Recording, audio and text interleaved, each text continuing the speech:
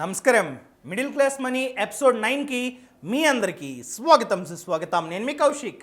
చాలామంది కామెంట్స్లో అడుగుతున్నారు, సార్ నాకు పెళ్ళైంది, నా టేక్ హోమ్ శాలరీ అనేది 20,000, సో నా గురించి వీడియో చేయండి సార్ అని అడిగారు. అందుకనే ఈరోజు ఈ వీడియోలో మీకు పెళ్ళయ్యి మీ చేతికి వచ్చే శాలరీ అనేది 20,000 ఉన్నట్లయితే ఆ డబ్బుని ఎలా మేనేజ్ చేసుకోవాలి, 20,000 రూపాయల్లో ఎంత డబ్బుని సేవ్ చేసుకోవాలి, అలా సేవ్ చేసుకున్న డబ్బుని ఎక్కడ ఇన్వెస్ట్ చేయాలి, అలా పెట్టుబడి పెట్టినట్లయితే అది కాస్త 5 సంవత్సరాల తర్వాత ఎంతగా మారుతుందో ఈ వీడియోలో క్లియర్గా చెప్పబోతున్నా. సో ఈ వీడియోని లాస్ట్ వరకు చూడండి. అంతేకాకుండా ఇంతవరకు మీరు మా ఛానల్ని సబ్స్క్రైబ్ చేసుకోకపోతే ఇప్పుడే సబ్స్క్రైబ్ చేసుకోండి. మీ యొక్క గ్రాస్ శాలరీ అనేది 22,000 అనుకుందాం, ఓకేనా. కటింగ్స్ వచ్చేసి ఒక 2,000, సో మీ చేతికి వచ్చే శాలరీ 20,000. పిఎఫ్ చూసుకున్నట్లయితే 3,600 అనుకుందాం.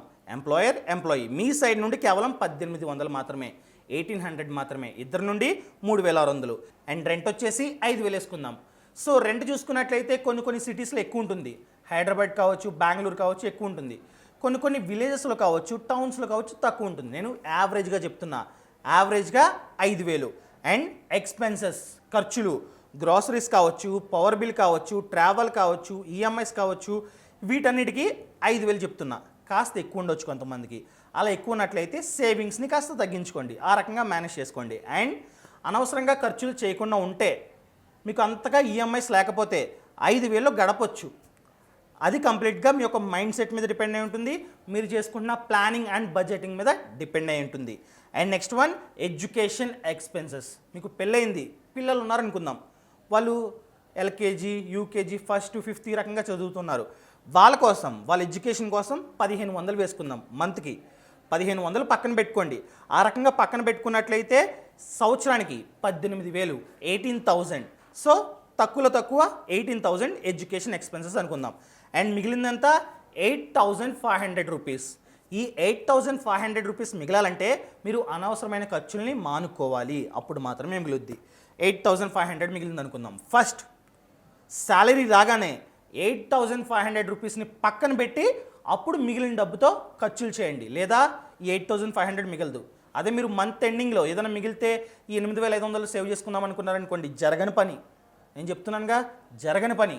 సో ముందుగా సేవ్ చేసుకొని ఆ తర్వాత మిగిలిన డబ్బులతో ఖర్చులు చేయండి. ఈ 8,500లో మీరు ముందు చేయాల్సిన పని ఏంటంటే 1,000 రూపాయలు ఇన్సూరెన్స్ కోసం పక్కన పెట్టుకోవాలి. ఇన్సూరెన్స్ అంటే term insurance and health insurance. ఇవి చాలా ఇంపార్టెంట్. మీకు పెళ్ళైంది కాబట్టి ఇవి ఖచ్చితంగా మీకు ఉండాలి. వాటికి కేవలం 500 వేసుకుందాం. 500 వేసుకున్నా కూడా సంవత్సరానికి 6,000. 6,000 రూపాయలతో సమ్ డీసెంట్ అయిన హెల్త్ ఇన్సూరెన్స్ పాలసీ లభిస్తుంది. ఆ రకంగానే టర్మ్ ఇన్సూరెన్స్ పాలసీ కూడా లభిస్తుంది. కాకపోతే కవరేజ్ అనేది కాస్త తక్కువ ఉంటుంది. సార్ నాకు టర్మ్ ఇన్సూరెన్స్ చూసుకున్నట్లయితే 1 crore కావాలి సార్ అన్నారనుకోండి, 800 దాచుకోండి, అంతే. సో ఈ రకంగా మీకు హెల్త్ ఇన్సూరెన్స్ ఉందనుకోండి, ఫ్యూచర్లో మీకు ఏదైనా యాక్సిడెంట్ అయ్యి లేదా ఏదైనా జబ్బు చేసి హాస్పిటల్ అడ్మిట్ అయినట్లయితే హెల్త్ ఇన్సూరెన్స్ కంపెనీ వాళ్ళే ఆ బిల్ మొత్తం హాస్పిటల్ వాళ్ళకి పే చేస్తారు. అదే మీ పేరు మీద ఎటువంటి హెల్త్ ఇన్సూరెన్స్ పాలసీ లేదనుకోండి, అప్పుడు మీరు ఎక్కడైతే ఇన్వెస్ట్ చేస్తారో, ఎక్కడైతే డబ్బు దాచుకున్నారో అదంతా తీసి హాస్పిటల్ బిల్ కట్టాలి. అంత కర్మ ఎందుకండి. సో నాకు ఒక్కడే కాదు సార్, మా ఫ్యామిలీ మొత్తానికి అనుకున్నారనుకోండి, ఫ్యామిలీ ఫ్లోటర్ హెల్త్ ఇన్సూరెన్స్ ఉంటుంది. ఆ ఫ్యామిలీ ఫ్లోటర్ హెల్త్ ఇన్సూరెన్స్ తీసుకున్నట్లయితే ఫ్యామిలీలో ఎవరికి జబ్బు చేసినా, ఎవరు హాస్పిటల్ అడ్మిట్లు అయినా బిల్లు మొత్తం వాళ్ళే కడతారు. సో ఫ్యామిలీ ఫ్లోటర్ హెల్త్ ఇన్సూరెన్స్కి అయితే కాస్త ఎక్కువ దాచిపెట్టుకోవాల్సి వస్తుంది. అండ్ టర్మ్ ఇన్సూరెన్స్ చూసుకున్నట్లయితే ఇన్ కేస్ ఫ్యూచర్లో ఏదైనా కారణాల చేత మీరు చనిపోయారనుకోండి, మీ ఫ్యామిలీకి ఆ కవరేజ్ మొత్తం లభిస్తుంది. For example term insurance coverage అనేది 1 crore అనుకోండి, మీ ఫ్యామిలీకి ఆ 1 కోటి రూపాయలు ఇస్తారనమాట మీరు చనిపోయిన తర్వాత. సో ఈ రకంగా టర్మ్ ఇన్సూరెన్స్ ఉండడం వలన, హెల్త్ ఇన్సూరెన్స్ ఉండడం వలన మనకి చాలా బెనిఫిట్స్ ఉన్నాయి. సో ఈ రకంగా 1,000 రూపాయలు కేవలం term insurance and health insurance కోసం ప్రతి నెల 500 రూపాయలు పక్కన పెట్టుకోండి. సంవత్సరం ప్రీమియం ఎంతైతే అంత కట్టండి. 6,000 కదా 500 అంటే, సో కాస్త డీసెంట్ అయిన కవరేజెస్ లభిస్తాయి, తీసుకోండి. సో ఇప్పుడు మనం 8,500 రూపాయల్లో 1,000 రూపాయలు ఇన్సూరెన్స్ కోసం పక్కన పెట్టేశాం. అంటే మనకి మిగిలినంత 7,500 రూపాయలు. సో ఈ 7,500 రూపాయలని ప్రతి మంత్ మనం ఏం చేయాలి, బీరోలో దాచిపెట్టుకోకూడదు, ఇన్వెస్ట్ చేయాలి. ఇన్వెస్ట్ చేసినట్లయితే మన డబ్బు డబుల్ అవుతూ ఉంటుంది, వడ్డీ పెరుగుతూ ఉంటుంది అనమాట. సో ఈ రకంగా ఇన్వెస్ట్ చేయండి. ఆ 7,500 రూపాయల్లో ప్రతి నెల 2,000 రూపాయలు ఎఫ్డి మరియు ఆర్డీలో ఇన్వెస్ట్ చేయండి. ఎఫ్డి అంటే ఫిక్స్డ్ డిపాజిట్, ఆర్డీ అంటే రికరింగ్ డిపాజిట్స్. ఈ 2 ఖాతాలని మనం పోస్ట్ ఆఫీస్లో ఓపెన్ చేసుకోవచ్చు, లేదా బ్యాంక్స్లో కూడా ఓపెన్ చేసుకోవచ్చు, ఓకేనా. ముందుగా ఆర్డీ ఖాతా తెరవండి. ఆర్డీ అంటే రికరింగ్ డిపాజిట్స్. ఆర్డీ అన్నది ఎలా వర్క్ అవుతుందంటే, మనం ప్రతి నెల ఫిక్స్డ్ అమౌంట్ని ఫిక్స్డ్ తారీఖుని రోజు ఇన్వెస్ట్ చేస్తూ ఉంటాం. సో టెన్యూర్ తర్వాత అసలు ప్లస్ వడ్డీ మనకి ఇస్తారు. నేను చెప్తుంది ఏంటంటే ముందుగా 1 ఇయర్ ఆర్డీ తెరవండి. 1 సంవత్సరం పాటు ప్రతి నెల 5వ తారీఖు పెట్టుకున్నారనుకోండి, ప్రతి నెల 5వ తారీఖున ₹2 డిపాజిట్ చేస్తూ ఉండాలి. సో 1 సంవత్సరం తర్వాత అసలు ప్లస్ వడ్డీ మనకి ఇస్తారనమాట. ఈ రకంగా ప్రతి నెల ₹2,000 డిపాజిట్ చేసుకున్నట్లయితే వడ్డీ వచ్చేసి 5.8% వేసుకున్నా కూడా అది కాస్త సంవత్సరం తర్వాత ₹24,882గా మారుతుంది వడ్డీతో కలిపి. ఇప్పుడు ఏం చేయాలి? ఆ డబ్బుని ఎఫ్డి చేయండి. నేను ఇప్పుడు 5 సంవత్సరాల ఇన్వెస్ట్మెంట్ గురించి మాట్లాడుతున్నా. 5 సంవత్సరాల తర్వాత మీరు పెట్టుబడి పెట్టిన అమౌంట్ అనేది ఎంత అవుతుందో చెప్పబోతున్నా. కాబట్టి 5 సంవత్సరాలకి మాత్రమే కన్సిడర్ చేసుకుందాం. 1 సంవత్సరం మీరు ఆర్డీ చేస్తారు, డబ్బు వచ్చింది. ఇప్పుడు దాన్ని ఫిక్స్డ్ డిపాజిట్ చేయండి. అసలు ఈ ఎఫ్డి అనేది ఎలా వర్క్ అవుతుందండి? ఇదొక వన్ టైం ఇన్వెస్ట్మెంట్. మనం ఈ ఫిక్స్డ్ డిపాజిట్స్లో ఒక్కసారి మాత్రమే పెట్టుబడి పెడతాం.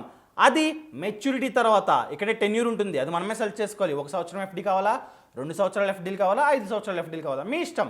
10 సంవత్సరాలు కావాలన్నా చేసుకోవచ్చు. ఫర్ ఎగ్జాంపుల్ మీరు 5 ఇయర్స్ ఎఫ్డి సెలెక్ట్ చేసుకున్నారనుకోండి, 5 సంవత్సరాల తర్వాత అసలు ప్లస్ వడ్డీ మీకు ఇస్తారు.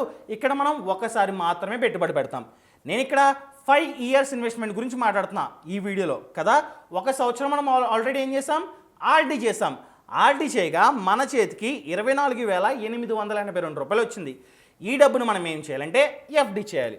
1 సంవత్సరం ఆల్రెడీ అయిపోయింది, ఆర్డీ చేస్తాం, ఇంకా 4 సంవత్సరాలు మిగిలింది. ఈ 4 సంవత్సరాలకు గాను ఎఫ్డి చేసినట్లయితే 4 సంవత్సరాల తర్వాత ఆ డబ్బు ప్లస్ వడ్డీ మనకిస్తారు.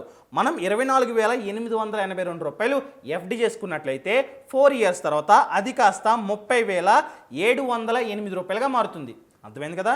ఇప్పుడు 1 సంవత్సరం అయిపోయింది అంటే ఎఫ్డి చేస్తాం, ఆ డబ్బును అలాగే పెడతాం, ఇంక దాన్ని ముట్టుకోం. 4 ఇయర్స్ తర్వాత మన చేతికి వస్తుంది. నెక్స్ట్ ఇయర్ మళ్ళీ ఆర్డీ చేయండి, సేమ్ మంత్కి వచ్చి ₹2,000. ఈ రకంగా సంవత్సరం మొత్తానికి మంత్కి వచ్చి ₹2,000 ఇన్వెస్ట్ చేసినట్లయితే వడ్డీ ఉండడం వలన అది కాస్త ₹24,882 అవుతుంది. దీన్ని మళ్ళీ ఎఫ్డి. మనం 4 ఇయర్స్ ఎఫ్డి చేసాం, ఇప్పుడు 3 ఇయర్స్ ఎఫ్డి. 3 సంవత్సరాల తర్వాత అది కాస్త ₹29,135గా మారుతుంది. ఈ ఎఫ్డిలో ఫిక్స్డ్ డిపాజిట్స్లో వడ్డీ అనేది కొన్ని బ్యాంక్స్లో, ఎస్ బ్యాంక్ లాంటి బ్యాంక్స్లో అయితే 7% ఉంది, ఎస్బీఐ లాంటి బ్యాంక్స్లో అయితే 5%, 6% ఈ రేంజ్లో ఉంది. సో మనం యావరేజ్గా 5.4% వేసుకున్నా కూడా అది కాస్త 3 ఇయర్స్ ఎఫ్డి చేయడం వలన 24,000 అన్నది ₹29,135గా మారుతుంది. ఇప్పుడు మళ్ళీ ఇదొక సైకిల్లా చేస్తూ ఉండాలి. నెక్స్ట్ ఇయర్ మళ్ళీ నెల నెల ₹2,000 ఆర్డీ చేసుకోవాలి. అది కాస్త 1 సంవత్సరం తర్వాత ₹24,882 అవుతుంది. ఇప్పుడు దాన్ని ఏం చేయాలంటే 2 ఇయర్స్ ఎఫ్డి. మనం ఫస్ట్ 4 ఇయర్స్ ఎఫ్డి చేసాం, ఆ తర్వాత 3 ఇయర్స్ ఎఫ్డి చేసాం, ఇప్పుడు 2 ఇయర్స్ ఎఫ్డి. అలా 2 ఇయర్స్ ఎఫ్డి చేసినట్లయితే అది కాస్త ₹27,642గా మారుతుంది. And next 1 year FD. మళ్ళీ ఏం చేయాలి? నెక్స్ట్ ఇయర్ ఆర్డీ చేయాలి. ఆర్డీ నుంచి వచ్చిన డబ్బు 1 ఇయర్ ఎఫ్డి చేయాలి. ఆ రకంగా 1 ఇయర్ ఎఫ్డి చేసినట్లయితే అది కాస్త ₹26,226గా మారుతుంది. ఇప్పుడు లాస్ట్ ఇయర్, ఇంకా లాస్ట్ ఇయర్ ఏం చేస్తాం? ఎఫ్డి చేయడానికి ఛాన్స్ లేదు, ఆర్డీఏ. ప్రతి నెల ₹2,000 ఆర్డీ చేసుకున్నట్లయితే 1 సంవత్సరం తర్వాత అది కాస్త ₹24,882గా మారుతుంది. అది అలా ఉంచుకోండి. ఇప్పుడు టోటల్గా 5 సంవత్సరాలకు గాను నెల నెల ₹2,000 ఆర్డీ మరియు ఎఫ్డి చేయడం వలన మనం టోటల్గా ఇన్వెస్ట్ చేసిన అమౌంట్ ఎంతండి? 1,20,000. 1,20,000 గాను వడ్డీ జనరేట్ అవుద్ది కదా. మనం ఎక్కడైనా పెట్టుబడి పెడితే వడ్డీ వస్తుంది. ఆ వడ్డీ అంతంటే 5 సంవత్సరాలకు గాను ₹18,595. సో అసలు ప్లస్ వడ్డీ టోటల్ కార్పస్ అనేది ₹138,595గా జనరేట్ అయింది. చూడండి, ఈ రకంగా ఒక ఇన్వెస్ట్మెంట్ ఆప్షన్ ద్వారానే మనకి 5 సంవత్సరాలకి ₹1,38,595ని సేవ్ చేసుకున్నాం. అండ్ నెక్స్ట్ ఇన్వెస్ట్మెంట్ ఆప్షన్ ఏంటంటే పీపీఎఫ్ అనగా పబ్లిక్ ప్రావిడెంట్ ఫండ్. ఇది one of the best and investment option అండి. అంతేకాకుండా దీంట్లో మనం ఎంతైతే పెట్టుబడి పెడుతున్నామో దానికి 100% గవర్నమెంటే గ్యారెంటీ ఇస్తుంది. ఎందుకంటే ఇది ఒక గవర్నమెంట్ స్కీమ్ మరియు దీంట్లో వడ్డీ అనేది 7.1% per annumగా ఉంది. సో ఇది చూసుకున్నట్లయితే 15 ఇయర్స్ టెన్యూర్. నేను జస్ట్ ఎగ్జాంపుల్కి 5 సంవత్సరాల గురించి మాట్లాడుతున్నా. 5 సంవత్సరాల పాటు దీంట్లో ఇన్వెస్ట్ చేసినట్లయితే కార్పస్ అనేది ఎంత డెవలప్ అవుతుందో చెప్పబోతున్నా. ఓకేనా? ఈ పీపీఎఫ్లో మీరు ప్రతి నెల ₹1,000 పెట్టుబడి పెట్టుకున్నట్లయితే మీరు టోటల్గా ఇన్వెస్ట్ చేసే అమౌంట్ ఎంత అండి? 5 సంవత్సరాలకి 60,000. ఇక్కడ వడ్డీ అన్నది 7.1% per annumగా ఉండడం వలన మీకు వడ్డీ అన్నది ₹14,056 జనరేట్ అవుతుంది కేవలం 5 సంవత్సరాలకి. సో పీపీఎఫ్ ద్వారా మన చేతికి వచ్చే కార్పస్ ఎంత అండి 5 సంవత్సరాల తర్వాత? కార్పస్ అంటే ఏంటంటే లంసమ్గా మన చేతికి వచ్చే అమౌంట్ అని చెప్తున్నా. ఎగ్జాంపుల్కి ఎంత అంటే ₹74,056. ఓకేనా? అండ్ నెక్స్ట్ వన్ ఏంటంటే mutual funds. Mutual funds are subjected to market risk. మీరు నన్ను అడగొచ్చు, sir subjected to market risk అంటున్నారు మాకెందుకు చెప్తున్నారు, మాకు ఫ్యామిలీ ఉంది అనుకోవచ్చు. ఇన్ కేస్ మీకు మ్యూచువల్ ఫండ్స్ గురించి 1% కూడా తెలియనట్లయితే ఇన్వెస్ట్ చేయొద్దు. మీరు కావాలంటే ఆర్డి ఫస్ట్ ఇన్వెస్ట్మెంట్ ఆప్షన్ చెప్పాను కదా, దాంట్లో కాస్త ఎక్కువ ఇన్వెస్ట్ చేయండి. ఇన్ కేస్ మీకు మ్యూచువల్ ఫండ్స్ గురించి బాగా తెలుసు, మేము ఇన్వెస్ట్ చేస్తాం, మ్యూచువల్ ఫండ్స్లో మంచి రిటర్న్స్ వస్తాయి కదా, మంచి ఫండ్స్ చేసుకుంటే అన్నారనుకోండి, ఇన్వెస్ట్ చేసుకోండి. సో మ్యూచువల్ ఫండ్స్లో 2500 రూపీస్ ఇన్వెస్ట్ చేయండి ప్రతి నెల. ఎస్ఐపి పెట్టుకొని కావాలంటే మీరు డైవర్సిఫై చేసుకోవాలి. లార్జ్ క్యాప్ ఫండ్స్లో ఇంత, స్మాల్ క్యాప్ ఫండ్స్లో ఇంత, మిడ్ క్యాప్ ఫండ్స్లో ఇంత, డెట్ ఫండ్స్లో ఇంత, లిక్విడ్ ఫండ్స్లో ఇంత అని చెప్పి డైవర్సిఫై చేసుకొని ఇన్వెస్ట్ చేసుకోండి. ఇన్ కేస్ మీకు మ్యూచువల్ ఫండ్స్లో ఎన్ని రకాలు ఉంటాయో తెలియనట్లయితే కింద డిస్క్రిప్షన్లో లింక్ ఇస్తే అది తప్పకుండా చూడండి. ఈ మ్యూచువల్ ఫండ్స్లో మంచి ఫండ్స్ని సెలెక్ట్ చేసుకోండి. మంచి ఫండ్స్ సెలెక్ట్ చేసుకున్నట్లయితే రిటర్న్ అన్నది 15%, 20% ఆ రేంజ్లో ఉంటుంది. యావరేజ్గా నేను 12% చెప్తున్నా, ఓకేనా, 12%. సో ఈ 12% మీరు మ్యూచువల్ ఫండ్స్లో ఇన్వెస్ట్ చేసుకున్నట్లయితే 5 సంవత్సరాలకి మీరు టోటల్గా ఇన్వెస్ట్ చేసే అమౌంట్ అన్నది 1,50,000, ఓకేనా. ఇక్కడ రిటర్న్ అన్నది 12% వేసుకున్నాం కాబట్టి రిటర్న్ ఎంత జనరేట్ అవుతుందంటే 56,215 రూపాయలు జనరేట్ అవుతుంది. సో రిటర్న్ మరియు ఇన్వెస్ట్ చేసిన అమౌంట్ టోటల్గా కార్పస్ అనేది 5 సంవత్సరాలకి ఎంత చేతికి వస్తుందంటే అక్షరాల 2,06,215 రూపాయలు వస్తుందన్నమాట. చూడండి. అండ్ నెక్స్ట్ వన్ ఏంటంటే gold mutual funds or stocks or gold. మీరు నన్ను అడగొచ్చు 3 ఎందుకు చెప్తున్నారని, చెప్తున్నాను వినండి. ఇన్ కేస్ మీకు స్టాక్ మార్కెట్ గురించి బాగా తెలుసు, టెక్నికల్ అండ్ ఫండమెంటల్ అనాలిసిస్ ఎలా చేయాలో మీకు క్లారిటీ ఉంది, అలాంటప్పుడు స్టాక్స్లో ఇన్వెస్ట్ చేయండి. స్టాక్స్లో ఇన్వెస్ట్ చేసినట్లయితే లాంగ్ టర్మ్కి మనకి మంచి లాభాలు వచ్చే ఛాన్స్ ఉంది. మీకు అంతా తెలుసు అనుకోండి, ఇన్వెస్ట్ చేయండి. సో ఈ రకంగా స్టాక్స్లో ఇన్వెస్ట్ చేసినట్లయితే యావరేజ్గా 12% రిటర్న్ వేసుకున్నా కూడా మంచి రిటర్న్స్ వస్తాయి. సార్ మాకు ఫ్యామిలీ ఉంది, మా పిల్లలు మా మీద ఆధారపడి ఉన్నారు, మాకు వద్దు సార్, మాకు రిస్క్ వద్దు అన్నారనుకోండి, గోల్డ్. మీరు కావాలంటే ఫిజికల్గా డైరెక్ట్గా గోల్డ్ కొనుక్కోవచ్చు, లేదా గోల్డ్ బాండ్స్ ఉన్నాయి, గోల్డ్ ఈటీఎఫ్స్ ఉన్నాయి, లేదా గోల్డ్ మ్యూచువల్ ఫండ్స్ ఉన్నాయి, వీటిలో ఇన్వెస్ట్ చేసుకోండి. ఇది ఏంటంటే ఫర్ ఎగ్జాంపుల్ మీరు పేటిఎంలో ఇన్వెస్ట్ చేస్తున్నారు, లేదా గ్రో యాప్లో ఇన్వెస్ట్ చేస్తున్నారు, లేదా ఫోన్పేలో కూడా ఇన్వెస్ట్ చేస్తున్నారు. సో ఇదేంటంటే డిజిటల్ గోల్డ్లో ఇన్వెస్ట్ చేస్తున్నట్టు. సో ఫర్ ఎగ్జాంపుల్ మీరు ప్రతి నెల 2,000 రూపాయలు ఇన్వెస్ట్ చేస్తున్నారనుకోండి, 2,000 రూపాయలకి డిజిటల్ రూపంలో ఎంతైతే గ్రామ్స్ బంగారం వస్తుందో మీ అకౌంట్లో యాడ్ అవుతుంది. మీరు ఫ్యూచర్లో బంగారం రేట్ అనేది బాగా పెరిగి అమ్ముకోవాలనుకుంటే అప్పుడు లాభం వస్తుంది అనమాట. డిఫరెన్స్ మొత్తం మీకు లాభమే. లేదా gold ETFs, gold bonds. So gold ETF చూసుకున్నట్లయితే మనకి డిమాట్ అకౌంట్ ఉండాలి ఆన్లైన్. మనం స్టాక్స్ ఎలా కొంటున్నాం ఆ రకంగానే గోల్డ్ కొంటాం అనమాట. లేదా గోల్డ్ మ్యూచువల్ ఫండ్స్, ఇది ఇంకా సేఫ్. సో వీటిలో ఇన్వెస్ట్ చేయండి. యావరేజ్గా రిటర్న్ అన్నది 6% వేసుకున్నా. నేను గోల్డ్ గురించి మాట్లాడుతున్నా, స్టాక్స్కి అయితే 12%, యావరేజ్గా గోల్డ్కి 6% వేసుకున్నా కూడా మనం టోటల్గా ఇన్వెస్ట్ చేసిన అమౌంట్ అంతండి 1,20,000. నెలకి 2,000 చొప్పున 5 సంవత్సరాల పాటు ఇన్వెస్ట్ చేసినట్లయితే 1,20,000 ఇన్వెస్ట్ చేస్తాం. రిటర్న్ అనేది 20,237 రూపీస్ వేసుకున్నా కూడా కార్పస్ అనేది 5 సంవత్సరాలకి 1,40,237 రూపీస్గా జనరేట్ అవుతుంది. సో ఈ రకంగా వర్క్ అవుతుంది అనమాట. అదే సార్ నేను ఇన్వెస్ట్ చేసుకోను, నాకు ఖర్చులు ఎక్కువ ఉన్నాయి, నాకు అవి కొనుక్కోవాలి, ఇవి కొనుక్కోవాలి, బైక్ కొనుక్కోవాలి, ఇవి అన్నారనుకోండి, ఎవరేం చేయలేరు. మీరు వచ్చిన డబ్బు వచ్చినట్టు ఖర్చు పెట్టేసినట్లయితే ఇంత డబ్బు మీరు సేవ్ చేసుకోలేరు. వచ్చిన దాంట్లో కాస్త డబ్బుని సేవింగ్ చేసుకొని ఆ సేవింగ్ చేసుకున్న డబ్బుని ఇన్వెస్ట్ చేసుకున్నట్లయితే ఇన్ని లాభాలు వచ్చే ఛాన్స్ ఉంది. ఇప్పుడు చూద్దాం. మనం 5 సంవత్సరాలకి టోటల్గా ఈ రకంగా పెట్టుబడి పెట్టినట్లయితే మనం ఇన్వెస్ట్ చేసే అమౌంట్ ఎంతండి 4,50,000. ఈ 4,50,000 గాను మనం మంచి ఇన్వెస్ట్మెంట్ ఆప్షన్లో ఇన్వెస్ట్ చేస్తున్నాం కాబట్టి వడ్డీ అనేది మంచిగా వచ్చింది కాబట్టి మనకు వచ్చే రిటర్న్, మనం కష్టపడకుండా మనకు వచ్చే టోటల్ గెయిన్ ఎంత అంటే 1,09,105 రూపీస్. చూడండి, మనం ఏం కష్టపడలా, జస్ట్ మన డబ్బుని ఇన్వెస్ట్ చేస్తాం.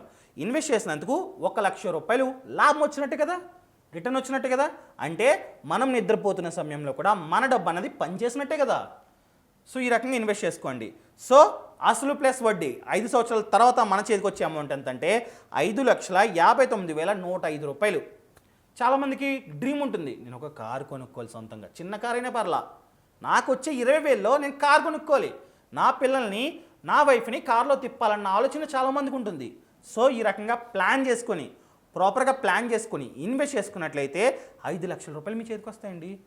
ఒక 3 లక్షలు 4 లక్షలు కూడా మంచి కార్లు ఉన్నాయి చిన్న చిన్నవి, అవి కొనుక్కుని హ్యాపీ కదా, మన డ్రీమ్ ఫుల్ఫిల్ అయింది. సో ఈ రకంగా ప్లాన్ చేసుకుని ఇన్వెస్ట్ చేసుకోండి. అంతేకాకుండా పిల్లల కోసం కాస్త స్కూల్ ఫీజు దాచాం, మనకి టర్మ్ ఇన్సూరెన్స్ హెల్త్ ఇన్సూరెన్స్కి కాస్త డబ్బులు దాచుకున్నాం, ప్లస్ మన డ్రీమ్ అయిన కార్ని కూడా కొనుక్కోబోతున్నాం. సో ఈ రకంగా ప్లాన్ చేసుకొని ఇన్వెస్ట్ చేసుకోవడం చాలా చాలా ముఖ్యం.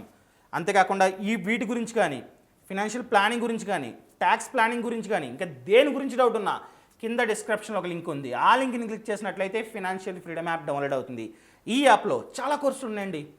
కార్ లోన్ గురించి కోర్సు ఉంది, హోమ్ లోన్ గురించి కోర్సు ఉంది, పర్సనల్ లోన్ గురించి కోర్సు ఉంది, ఇన్వెస్ట్మెంట్ ఆప్షన్స్ గురించి కోర్సు ఉంది, మ్యూచువల్ ఫండ్స్ గురించి కోర్సు ఉంది, స్టాక్స్ గురించి కోర్సు ఉంది, ప్రతి ఒక్క దాని గురించి కోర్సు ఉందండి. ఇంకెందుకు ఆలస్యం, ఇప్పుడే యాప్ని డౌన్లోడ్ చేసుకోండి. ఇలాంటి మంచి మంచి వీడియోలతో రేపు మీ ముందుకు వస్తా. మరియు మీ శాలరీ ఎంత, మీకు పెళ్ళైంది లేదా అది కూడా కామెంట్లో తెలపండి. ఎందుకంటే ఈ వీడియోకి చేయడం ప్రధాన కారణం ఏంటంటే చాలామంది 20,000 పెళ్ళైందని చెప్పి కామెంట్ చేశారు. ఇన్ కేస్ మీలాంటి వాళ్ళు చాలామంది ఉండి ఎక్కువ శాలరీ కామెంట్ చేశారనుకోండి, ఖచ్చితంగా ఇంకొక వీడియోతో మీ ముందుకు వస్తా. ఇలాంటి మంచి మంచి వీడియోలతో రేపు మీ ముందుకు వస్తా. అంతవరకు సెలవు. ఇట్లు మీ Kaushik. Thank you so much. Thanks for watching.